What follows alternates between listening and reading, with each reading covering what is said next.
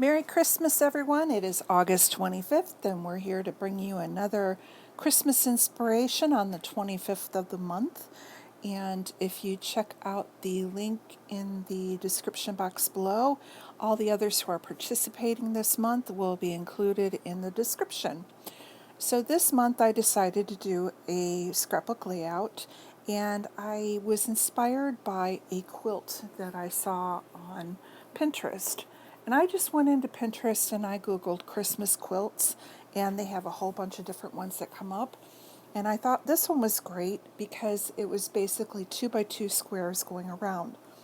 Now, what I used was this. What I thought was great for this layout is I used a lot of pictures from an event when I went downtown Chicago to go see the window displays at Macy's. It's a tradition that we do every year, so I have window display pictures from every year. So to have to go and scrapbook the full size 4 by 6 photos, it's really not necessary. And I already have some layouts made with the full pictures of other like windows and having lunch at the Walnut Room and things like that. So these pictures that I'm including, I want to have them in my album, but I don't think it requires, a double page layout with all these photos on it. Here I'm getting 5 different photos, actually 6 photos on this layout, and it's going to be a good representation of the window displays without having to take up a lot of time or a lot of room in my album. Plus, this is already scrapbooked in my December daily too, so it really doesn't need to have a big full, 3 or 4 page layouts to show the windows. So what I did was I went into my big huge bag of scraps that I had shown you a few months ago that I made Christmas cards out of. These were all leftover papers from when I had made my December daily, and I just shoved them into one of those 2.5 gallon Ziploc baggies. And I'm still kind of going through. The bag is really chocked full of all these scraps, and I really don't want to throw them away if I can get some more use out of them. So most of the layouts and cards and things that I'm doing is going to be more of, the grid type layouts and things like that, so that I can use up these smaller bits. So if you've ever seen a quilt, when quilters sew them together, they sew them together in smaller squares.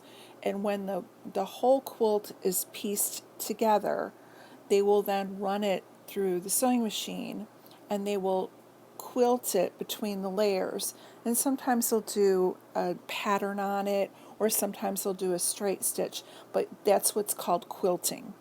And so to get that same effect on my layout and give it a little pizzazz, I went and took all the 2 by 2 squares and I ran them through my Cuttlebug, and I just grabbed an embossing folder that I thought looked like the type of pattern that would have been put on by the sewing machine.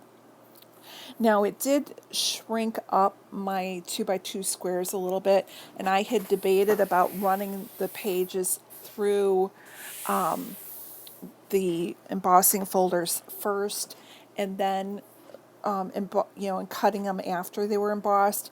But because I was dealing with such weird shaped pieces and stuff, I just went ahead and cut them all. So I will have to make a little bit of adjustments here and there by overlapping some pieces.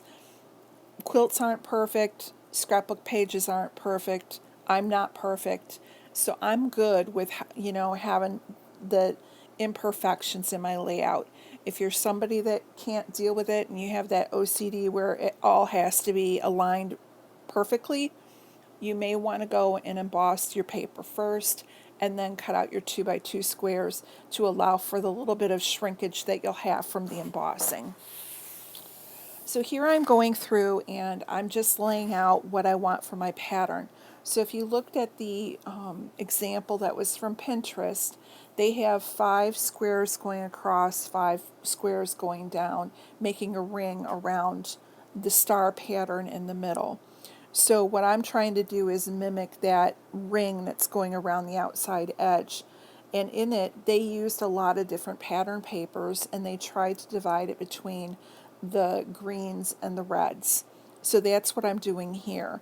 Once I had it all laid out, then what I wanted to do was go and swap out some of the embossed squares for my actual pictures, which are I printed on my Epson 400 using the Project Life app, and I was able to make 6 photos on one 4x6, so they're 2x2.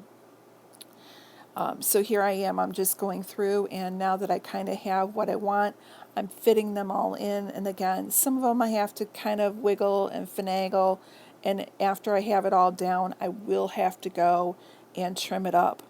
The other thing I noticed is when I got to the inside part, making the star, I had to overlap those squares so it still looks good to me. It's just I don't know if that's how the quilters did it or not, but it worked. So I'm not going to worry about it. And their inside could have been bigger squares. I'm not sure. Anyway, so here I am again. I'm just gluing everything down, and I'm just kind of looking for a reference, and I'm checking out that star. So what I'm going to do, and here I put this one in the wrong place, but you're going to have a solid one in the center, and then you're going to go ahead and put the other ones to the outside. Now I could have done that kind of a star too, but I was really trying to copy this two-pointed star that is in the picture. So you're actually going to cut the triangles in half one more time and then lay them on there. And then to make it easier, because I wasn't going to try and cut that white paper underneath, I'm just going to go ahead and put another full white square down and then glue them over the top. And then I will take, you'll see in a little while, I will take some, my fine line bottle and glue down a few of the little edges that were poking up. And in the end, I think it turned out fine. It'll be great in the book. So here's where I'm putting those white pieces down.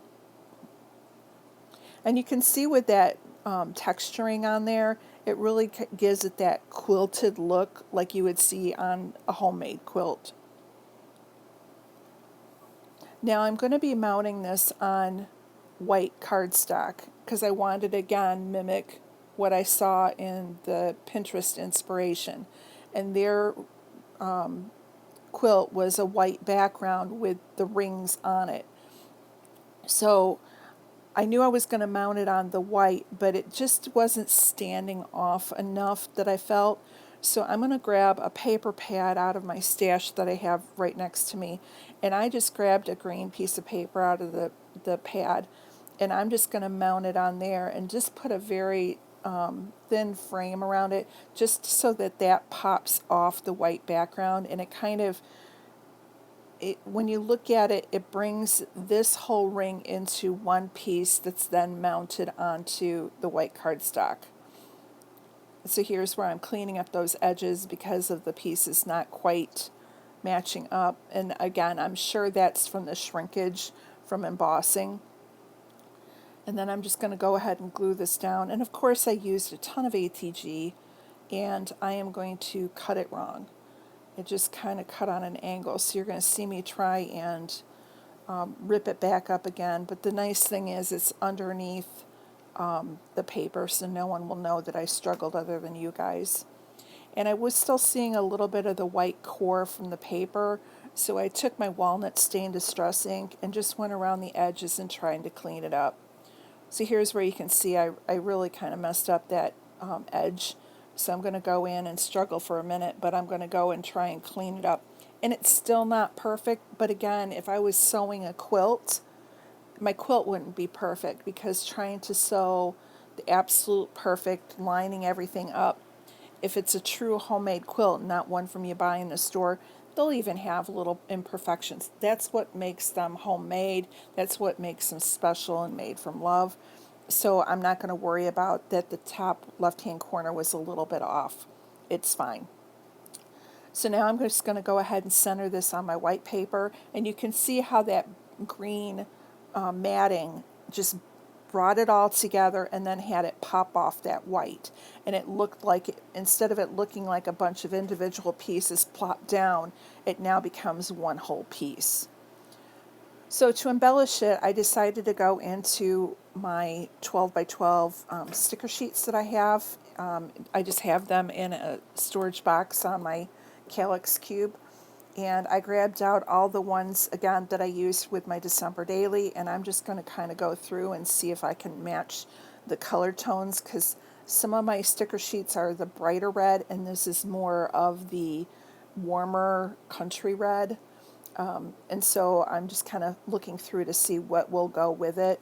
And I found that Holly Jolly. And since these were pictures of Macy's and us, again, our tradition of going to the walnut room, looking at the windows before we go up and sit by the Christmas tree and have lunch and a poinsettia champagne, I thought Holly Jolly worked great because it's a jolly time. And then I go through and I grab that sticker of Santa Claus, because when you're at Macy's, you always see Santa, and they always have that mailbox that the kids can write a letter to Santa and drop it in their little mailbox at Macy's. So I grabbed that, and I grabbed a circular embellishment that said Santa on it, and I tucked that in, and along with some holly. And here's where I'm gluing down those edges just a little bit. Now I'm going to grab these tile stickers, and I'm just going to spell out Chicago over Holly and then Macy's over the Jolly. So it's going to say Chicago Macy's Holly Jolly. I also added below the picture that's my daughter standing in front of the window with Santa. I grabbed the little banner sticker that says Santa Stop Here. Again, thinking of Macy's and the post office mail that they have for the kids. And then the last two things I'm going to do is I am going to grab some of my Heidi Swap Color Shine in gold, and I'm just going to splatter a little bit of that on the page. And then to add a little glimmer to it, I grab my stickles in red, and I'm just going to use those like I would enamel dots and dot those on. And that's it for my layout. So here's a few close-ups for you. Again, real easy. Look for inspiration in other things like quilts. Check out everyone in the description box below, and I want to thank you again for stopping by, and have a Merry August Christmas. Bye-bye.